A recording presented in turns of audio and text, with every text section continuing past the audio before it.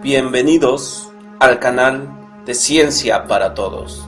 Hoy les voy a hablar de un tema muy interesante, como es las similitudes que guarda la ciencia y la religión, ya que nos han vendido la idea, y una idea muy gastada, en que ciencia y religión son opuestos, pues no es así. A continuación voy a hablar de las similitudes. Comencemos con el tema. La ciencia y la religión tienen características similares. ¿Cuáles son? La creencia sobre algo que no conocemos, y a su manera, cada una nos muestra sus evidencias. Por su parte, la religión nos dice que existe un Dios porque nada se puede crear de la nada, y como muestra, vemos el mundo y el universo en un orden. También nos inventa un paraíso, un infierno, y además también nos inventa el lugar donde vive Dios. Ahora, la ciencia también tiene la capacidad de inventar lugares y universos topológicos, las reglas con que se vive ahí, aunque para pena de estos científicos, muchos de esos lugares solo viven en un mundo matemático. La ciencia nos dice que existen fuerzas no visibles, pero sí medibles, que dan un orden al universo.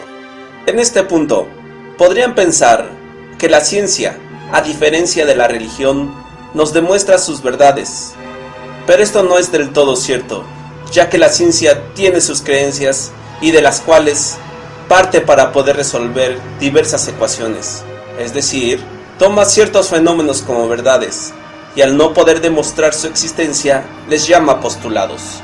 Entonces se sienta sobre estos postulados y empieza a pintar los modelos que describen los fenómenos y espera confiadamente que en un futuro se pueda demostrar sus postulados y de esta manera ser una ciencia perfecta. El otro punto que tienen en común es el ego de sus jefes y dirigentes. El sacerdote piensa que habla con Dios y además tiene el único derecho de quitar pecados a sus semejantes. Piensan que son la mano derecha de Dios. Sin embargo, el doctor en ciencias también se siente un ser poderoso y una mente brillante. Tanto es esto que entre el argot científico se dice que los físicos son los que hablan con Dios.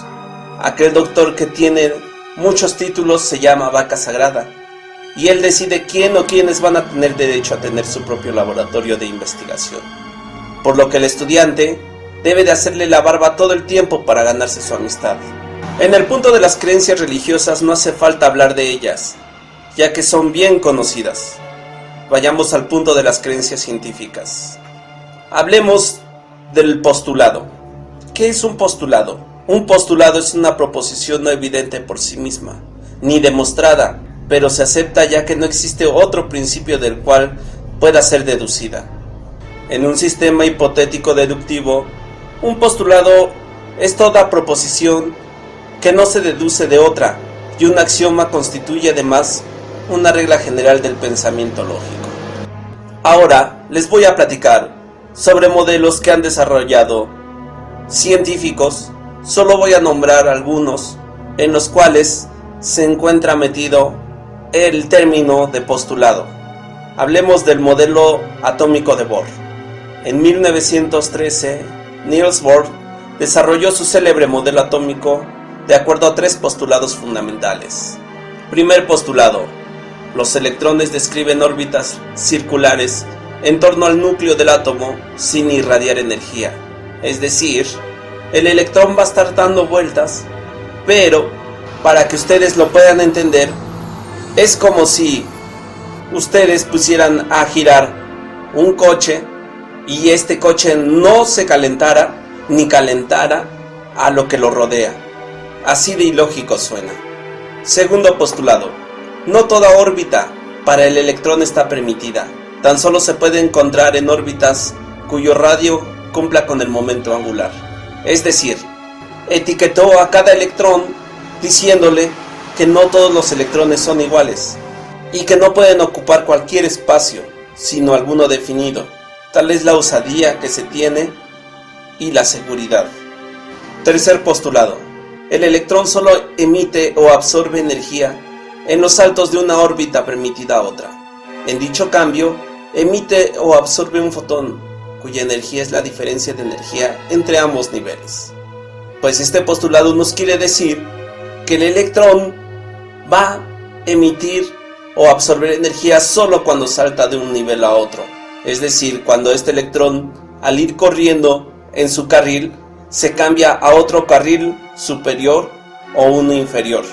Les hablaré de los postulados de la relatividad especial.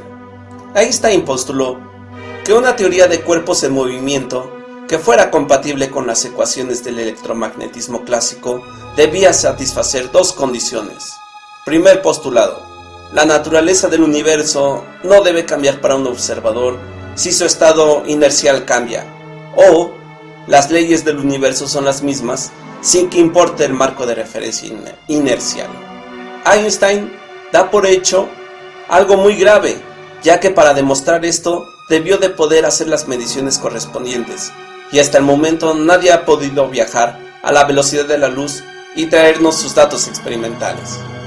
Segundo postulado: la luz siempre se propaga en el vacío con una velocidad constante que es independiente del estado de movimiento del cuerpo emisor y del estado de movimiento del observador. Einstein nos asegura que la velocidad de la luz es constante en el vacío. Tendríamos que poder montarnos sobre un rayo de luz y así poder tomar datos sobre su velocidad, ¿no crees? Hablemos sobre la masa. Hemos definido como materia todo aquello que tiene masa y ocupa un lugar en el espacio. En el sistema métrico, las unidades utilizadas para medir la masa son normalmente los gramos, kilogramos o miligramos. Pero el simple hecho de decir que aquello que ocupa un lugar en el espacio es masa no demuestra su origen ni su deducción de otras leyes. Postulado de Cauchy. Los postulados de Cauchy para la mecánica de medios continuos son una serie de postulados de carácter matemático enunciados por el matemático francés Auguste-Louis Cauchy sobre las actuaciones de vectores de tracción sobre una superficie. Las deducciones hechas a partir de estos postulados fundamentan parte de la teoría de medios continuos y sólidos deformables. Es decir, este matemático se mete en el mundo de los fluidos, o sea, de los líquidos como el agua. Y para ese tiempo no tenían máquinas especializadas ni avanzadas para medir y sacar conclusiones como las que nos está dando Cauchy. Muy bien, solo les hablé de algunos postulados que viven en el mundo matemático de la física. Pues bien, ahora entremos sobre cómo la física y la ciencia crea mundos y les da reglas. Espacio de Hilbert. Les hablaré del espacio de Hilbert. En matemáticas, el concepto de espacio de Hilbert es una generalización del concepto del espacio euclídeo. Esta generalización permite que nociones y técnicas algebraicas y geométricas aplicables a espacios de dimensiones de 2 y 3 se extiendan a espacios de dimensiones arbitrarias, incluyendo a espacios de dimensiones infinitas. Muy bien, a pesar de que nadie ha podido traspasar y llegar a la cuarta dimensión, Hilbert nos dice y nos da las reglas de cómo se debe vivir en esas dimensiones. No obstante, el espacio de Hilbert nos dice y nos asegura que nuestro mundo vive en un espacio de Hilbert. Espacio de Vanna. En matemáticas, los espacios de Vanna, llamados así en honor a Stefan Vanna, son uno de los objetos de estudio más importantes en análisis funcional. Los espacios de Vanna son típicamente espacios de funciones de dimensiones infinitas. Los científicos nos dicen que solo una parte del espacio de Vanna vive en nuestro mundo, ya que el mundo completo del espacio de Vanna solamente se da para funciones. Es decir, es un mundo que no conocen ni conocerán físicamente. Pero sigamos adentrándonos en este mundo en el que ningún físico ha estado, pero supone cómo deberían de ser las cosas. Hablemos del horizonte de sucesos. El horizonte de sucesos es una superficie imaginaria de forma esférica que rodea un agujero negro, en la cual la velocidad de escape necesaria para alejarse del mismo coincide con la velocidad de la luz. Por ello, ninguna cosa dentro de él, incluyendo los fotones, pueden escapar debido a la atracción de un campo gravitatorio extremadamente intenso. Como vemos, los científicos nos quieren decir cómo se vive en los alrededores de un agujero negro rotativo. Sin embargo, pareciera que ellos tienen la última palabra, pero no es cierto. Les voy a compartir una noticia, la cual nos dice que un par de telescopios de la Administración Nacional de la Aeronáutica y del Espacio, más conocida como NASA, percibieron un gran estallido de rayos X provenientes de un agujero negro. El telescopio nuclear captó el momento en que un agujero negro supermasivo tuvo una erupción gigante de luz. Ellos dicen: esta es la primera vez que hemos sido capaces de vincular la eyección de la corona con un resplandor. Por lo que ustedes pueden ver, la teoría del mundo perfecto que creó este matemático para decirnos cómo se vive alrededor del agujero negro cayó, porque los hechos lo contradicen. Sin embargo, los matemáticos son muy orgullosos. Entonces, van a modificar la teoría matemática y la van a moldar a los últimos datos. Sigamos en esta aventura del universo. ¿Cómo es que nuestros científicos crean nuevos mundos y nuevos universos? Teoría de cuerdas. La teoría de cuerdas es un modelo fundamental de física teórica que básicamente asume que las partículas materiales, aparentemente puntuales, son en realidad estados vibracionales de un objeto extendido más básico llamado cuerda o filamento. Esta teoría nos dice que todo el universo está enlazado por diminutas cuerdas. Ahora, universos paralelos es el nombre de una hipótesis física en la que entran en juego la existencia de varios universos o realidades relativamente independientes, el desarrollo de la física cuántica y la búsqueda de una teoría unificada, teoría cuántica de la gravedad, conjuntamente con el desarrollo de la teoría de cuerdas, han hecho entrever la posibilidad de la existencia de múltiples universos paralelos, conformando un multiverso. Entonces, esto contrasta con el ego de los físicos, ya que les voy a compartir una noticia que cuando yo la conocí me dio risa y me di cuenta del ego que tienen los científicos. A finales del siglo XIX, muchos físicos pensaban que ya se había descubierto todas las leyes importantes de la física.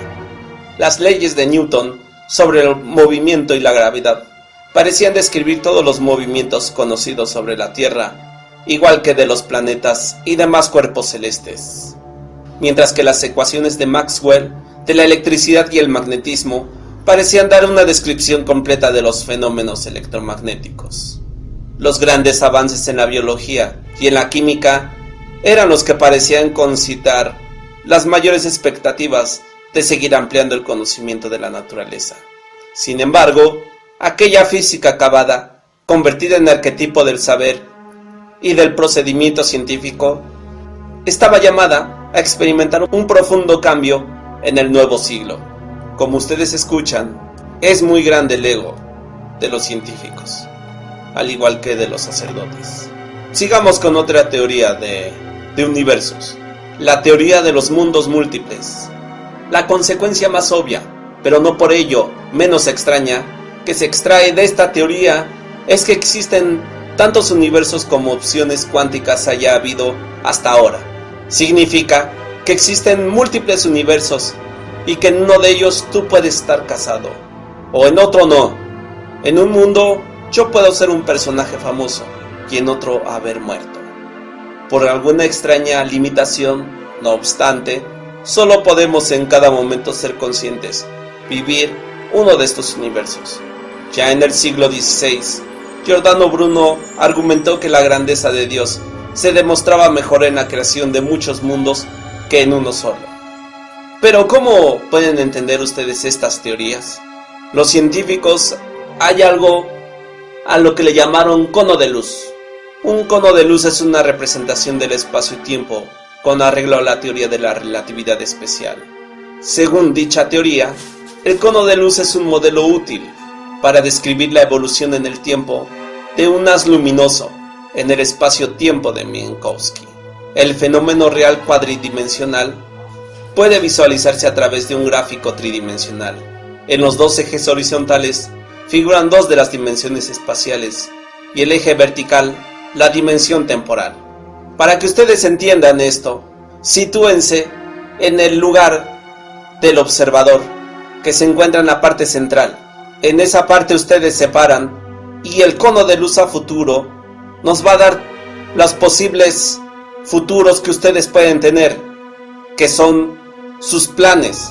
Se van a casar, van a estudiar, van a tener hijos, no quieren estudiar, quieren viajar. Todas esas posibilidades viven en ese cono de luz del futuro. Si ustedes voltean al pasado, verán lo que pudo haber sido, pensarán lo que pudieron haber obtenido, las diferentes posibilidades. A eso los físicos les llaman cono de luz pasado. Como has visto, ciencia y religión comparten similitudes, lo cual nos indica que deben de ir de la mano. Tal vez en un futuro se logre y el adelanto de la humanidad será asombroso si tomamos solo las cosas buenas de la ciencia, solo las cosas buenas de la religión. Por último, hago una observación de cómo los antiguos toltecas ya conocían esto, y a mi parecer, conocían su uso, y sobre todo, estuvieron presentes, tal como lo dicta una ciencia perfecta, en la que no solo debemos de tener la teoría, sino tenemos que tener la demostración. Ellos decían que el mundo lo hacemos nosotros. Nos dicen que todos estamos entrelazados por cuerdas de luz y que lo que hace cada persona afecta a los demás. También nos dicen que existen muchos mundos y que cada uno de ellos tienen sus reglas o leyes de la física. Pero para comprobar esto que acabo de mencionar, lo voy a dejar como tarea para ustedes, ya que solo de esta manera podrán conocer el conocimiento de los abuelos toltecas.